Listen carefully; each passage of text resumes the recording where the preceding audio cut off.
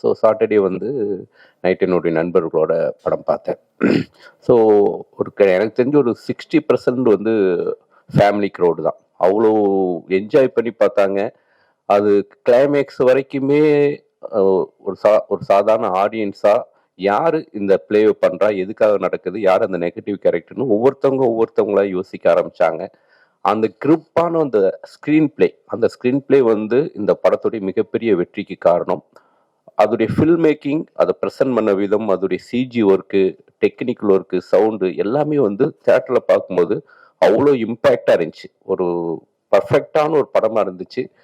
நம்ம படம் முடிஞ்சு வெளியே வந்துட்டு நம்ம வீட்டில் போயிட்டு யோசிக்கும் போது சில குறைகள் நமக்கு தோணும். ஆஸ் எ கிரியேட்டரா நமக்கு சில லாஜிக் தோணும். பட் படம் பார்த்து முடிச்சு வெளியே வரும்போது எனக்கு எதுவுமே தோணலை. ரொம்ப ஒரு இம்பேக்டான ஒரு படம் பார்த்த மாதிரியான ஒரு உணர்வு வந்துச்சு. ஸோ முதல்ல வந்து இந்த வெற்றி வந்து லியோ ஜான்பாலுடைய வெற்றி. அவருக்கு என்னுடைய வாழ்த்துக்களை முதல்ல தெரிவிச்சுக்கிறேன்.